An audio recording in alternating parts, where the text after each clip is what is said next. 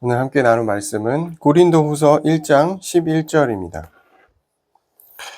너희도 우리를 위하여 간구함으로 도우라. 이는 우리가 많은 사람의 기도로 얻은 은사로 말미암아 많은 사람이 우리를 위하여 감사하게 하려 함이라. 아멘. 오늘은 공동체의 하나됨이라는 제목으로 말씀을 나누겠습니다. 바울이 앞선 부분에 고린도 교회가 분열되고 또 여러 가지 이유들로 인해서 어려움을 당하고 고난당하고 있는 부분들을 위로하면서 너희가 하나가 되어야 한다라고 말을 하고 있어요. 그러면서 자신의 고난, 이 바울도 고난을 많이 당하잖아요. 자신의 고난을 통해서 이 많은 교회들이 기도로 하나 될 수 있도록 도움을 청하는 그런 내용이라고 볼 수가 있어요. 그래서 11절에 보니까 너희도 우리를 위하여 간구함으로 도우라 라고 나오죠.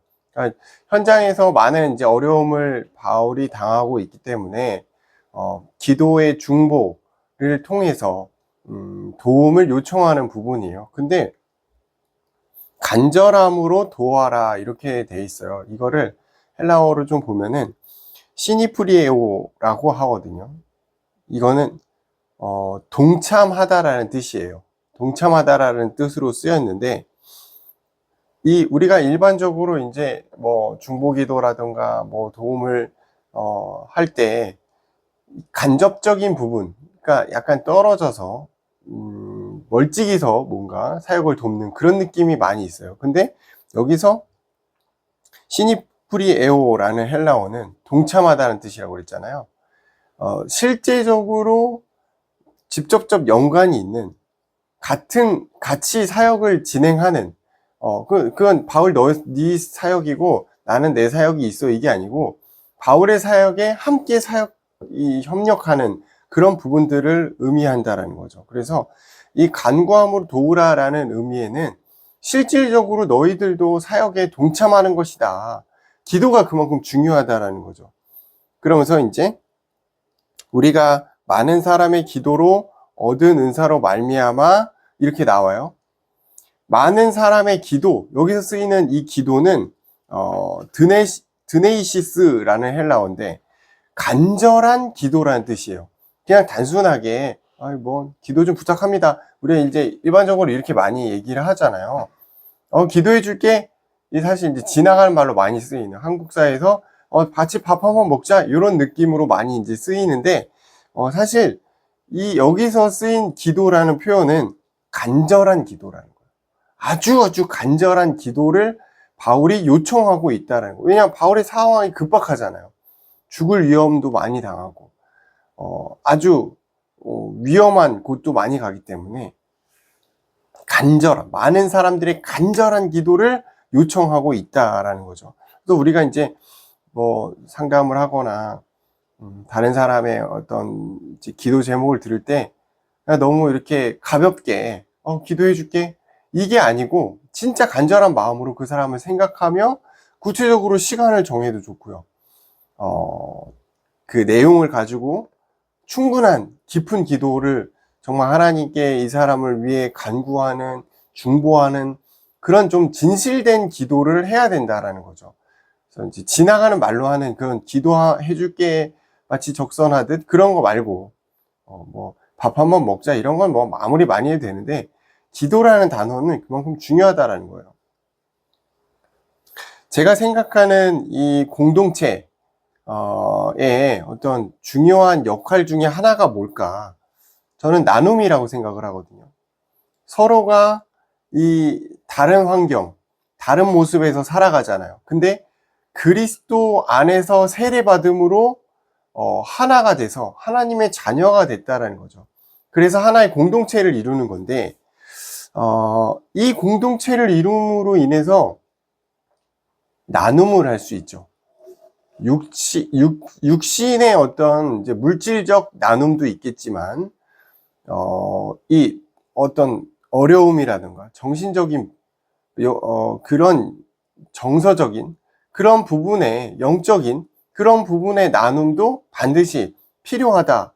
그래서 교회 공동체가 뭐 많은 일들을 하지만 사실은 나눔이 가장 먼저 우선시돼야 된다. 영적인 나눔, 또 물질의 나눔인 거죠. 초대교회가 사도행전에 보면은 서로 떡을 떼고 성전에서 기도하기를 힘썼다. 이런 구절들이 여러 번 나오거든요. 그리고 각자의 재산을 다 팔아서 공동체에 위임해서 같이 공동 경제를 이루는 그런 부분들도 성경에 여러 군데 나옵니다. 그만큼 초대교회의 상황 급박했던 부분도 있고요. 위기가 많았던 부분도 있지만 서로 나눔을 할 수 있는 그런 올바른 어떤 교회 공동체의 모습이지 않았나라는 생각이 들어요. 이 나눔을 통해서 얻을 수 있는 게 뭐냐면 하나됨이죠. 그래서 오늘 제목이 공동체의 하나됨이에요. 교회의 공동체가 분할되고 분열되면 안 돼요. 하나가 돼야 돼요. 교회 안에도 많은 부서들, 큰 교회들은 제가 있는 교회였던 교회는 조금 사이즈가 있었기 때문에 부서도 많고 계층도 많고 그랬어요. 그러다 보니까 부서들끼리 뭔가 연합하는 듯 하지만 약간 경쟁하는, 저만 그렇게 느낀지는 잘 모르겠습니다. 경쟁 구도가 약간 있었어요. 뭐 어린이 파트는 어린이 파트대로, 청소년 파트는 청소년 파트대로, 대청은 대청대로, 뭐 위에는 이제 뭐 남전도 여전도에도 뭐 분할돼가지고 엄청 많잖아요. 그러니까 이제 서로 뭔가 이제 하나 돼서 나눔이라는 개념보다는 자꾸 이제 자기가 속한 공동체의 이익을 우선시하는 그런 부분들을 여러 번 제가 봤거든요. 그래서 제가 이제 청소년 파트를 맡았을 때는 중고가 연합하는, 중등부와 고등부가 연합하는 사역들을 많이 했던 것 같아요. 그리고 또 이 대학부랑 또 연계되는 고등부랑 이 또 연계 사역을 많이 좀 시도했던 부분들이 있고, 청년부를 맡으면서부터는 또 아래는 대학부와 또 위로는 이제 청장년이나 어떤 남전도회나 요런 이제 연계되는 계층들과 이제 연계 사역을 놓고 많이 조금 기도했던 부분들이 있고, 그 사역을 좀 많이 신경 썼던 것 같아요. 왜냐하면 하나가 돼야 되니까. 우리 부서만 잘 한다고 뭐 교회가 하나가 되는 건 아니거든요. 이게 뭐 경연대회도 아니고 뭐 부서 실적 올리는 그런 게 아니잖아요. 그래서 웬만하면 양보하고 서로 나누고 이런 부분들이 많이 있었는데, 실제적으로는 어떤 부분이 또 조금 이제 어려움이 있었냐면, 제가 이제 청년을 맡았을 때 청년들끼리도 파가 나눠져 있는 것이 보이더라고요.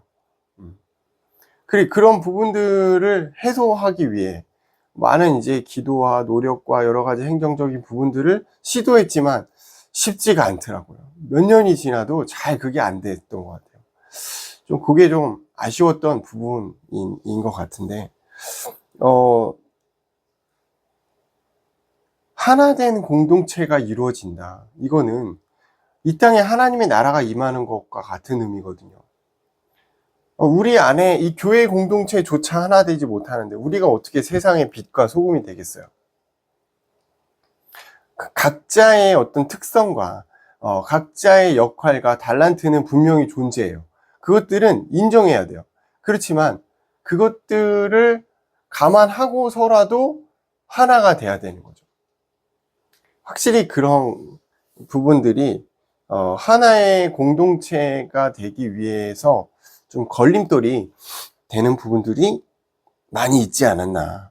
그래서 분열이 굉장히 많아요. 교회도 파가 나눠져 있고, 실제 제가 그 전도사 때 사역을 했던 교회에서는 목사님을 따르는 파와 장로님들의 중심된 그런 파가 나눠져 있어요. 교회에 갔는데 딱 양분화되어 있는 거예요. 그러니까 이제 교역자는 어느 쪽에 서야 되나 갈팡질팡, 어떤 때는 또 중직자들 말 들었다가, 어떤 때는 또 목사님 또 이쪽에 있다가, 중간에 어떤 이제 브릿지 역할을 하는 게 참 쉽지가 않은 거죠. 그런 부분들도 많이 있었던 것 같아요. 계속해서 자신의 어떤 부분이 옳다라고 얘기를 하다 보니까 교회가 분열이 되는 거예요. 그렇죠. 이게 참 그래요. 교회가, 교회 그리스도의 사랑으로 또 반석 위에 세워진 부분인데, 실제, 서로를 이해하고, 수용하고, 사랑해주고, 이런 부분들이 좀 부족하지 않나. 그것보다 뭔가 자신들의 이익, 또는 어떤, 하나됨, 그 공동체 안에서의 뭔가를, 나타내고자 하는 동기, 이런 부분들을 알게 모르게 좀 많이 발견하게 됐던, 그 교회 안에서도 경쟁을 하고요. 다른 교회랑은 말할 것도 없죠. 엄청난 경쟁이죠. 근데 또 이 교단 안에서뿐만 아니고 다른 교단끼리도 또 엄청난 경쟁이죠. 분열과 경쟁과. 이게 한국 교회의 좀 문제점이기도 하죠. 예. 엄청나게 많은 교회들이 하나가 될 수 있다면 참 사회적으로도 큰 어떤 영향력을 발휘하지 않을까. 근데 이제 그렇게 안 되는 이유는 또 하나님의 계획이 있겠죠. 예. 그런 부분들이 있었던 것 같아요. 그래서 하나의 공동체가 된다면 참 강력할 텐데, 좀 아쉬운 그런 부분들이 있고, 하나의 공동체가 되어가는 과정 속에 반드시 사단의 어떤 강력한 시험들이 있어요. 제가 또 그런 것들을 많이 이제 체험했던 부분이 있는데, 그 공동체가 사단의 공격을 받을 때 분열되지 않고 오히려 더 강력하게 이렇게 결집하면서 기도의 공동체, 사랑의 공동체, 믿음의 공동체로 거듭날 수 있다면 정말 그게 하나님이 기뻐하시는 일이지 않을까 생각을 하고 되고요. 환난과 문제가 오면 따라오는 게 있다고 그랬잖아요. 하나님의 위로하심, 하나님의 은사죠, 은사. 여기서 이 은사는 이제 카리스마 이렇게 이제 헬라어기 때문에 은혜의 선물이라는 뜻이에요. 은사가 어떤 것이냐? 하나님의 어떤 선물이죠. 그 선물이 무엇이냐? 하나님의 구원하심, 하나님의 보호, 하나님의 사역 전체가 이 카리스마라는 단어 안에 포함이 되어 있다는 거예요. 환란이 왔을 때 하나님의 구원하심과 하나님의 보호하심과 하나님의 섭리, 그 사역의 전체의 어떤 은혜가 우리에게 오게 된다는 거죠. 그리고 그 은혜의 선물로 인해서 우리는 문제를 넘어서거나 감사를 회복하게 되는 거예요. 여기서 이 감사를 회복하는 부분은 수동적인 회복인 거죠. 은혜로 인한 감사가 회복되는 거예요. 그냥 내가 감사해야겠다. 그래서 감사하는 사람이 얼마나 되겠어요? 감사할 거리도 없는데 어떻게 감사를 해? 하나님의 보호하심과 구원의 은혜와 절대적인 어떤 사랑이 나에게 올 때 우리가 감사할 수 있게 된다는 거죠. 그래서 그것들을 놓고 기도해야 돼요. 하나님의 은혜가 우리에게 임하도록 기도해야겠죠. 약간 이게 공식처럼 이렇게 생각하시면 돼요. 환난과 문제가 왔다. 그러면 반드시 하나님이 은혜를 주실 것이다. 하나님의 위로하심이 있는 거죠. 하나님의 사랑을 체험하게 되죠. 그리고 우리는 기도 속으로 들어가야 돼요. 우리 멋대로 그 은혜를 재단하지 말고 기도를 하면서 감사를 회복하는 단계로 가게 되죠. 그리고 제일 중요한 것, 나에게 감사가 머물러 있으면 안 돼요. 우리의 공동체에 이게 전달돼야 돼요. 그래서 우리가 빛과 소금인 거죠. 나만 은혜 받고 나만 빛 갖고 있으면 뭐합니까? 전달이 돼야 되는 거예요. 그래서 은혜가 개인에게 머물러 있지 않고 공동체 전체에게 전달되는 것을 하나님은 기뻐하신다. 이 공동체 전체에게 은혜가 전달되면은 서로가 서로를 위해 진실된 중보와 기도를 해줄 수가 있는 공동체가 되는 거예요. 그래서 그런 의미로 바울은 나의 어려움을 너희들에게 전하고 너희들이 이런 부분들을 인식하고 서로 기도하며 하나가 되어서 이 것들이 감사로 것들이 전달되어 있는 그것들을 아마 마음에 두고 이런 성경을 쓰지 않았나 생각을 하게 됩니다. 그래서 문제와 상황을 통한 하나님의 위로하심과 계획을 보고 우리는 감사하며 그것들을 우리의 공동체 또 세상에 전달하는 빛과 소금의 역할을 감당했으면 좋겠습니다. 기도하겠습니다. 감사합니다. 고린도 후서 1장을 통해서 하나님 바울의 환난을 또 보게 하시고 그것을 통한 우리 고린도 교회의 공동체의 중보와 또 기도를 통한 하나됨을 보게 하시고 우리가 그것들을 본받아 우리의 섬기는 교회 공동체 속에서 하나됨의 은혜를 누리게 하여 주옵소서. 지금은 우리를 구원하신 예수 그리스도의 은혜와 하나님 아버지의 사랑하심과 성령님 역사하심이 공동체의 하나됨을 누리길 원하는 모든 하나님의 자녀 머리 위에 지금으로부터 영원토록 함께 있을지어다. 아멘.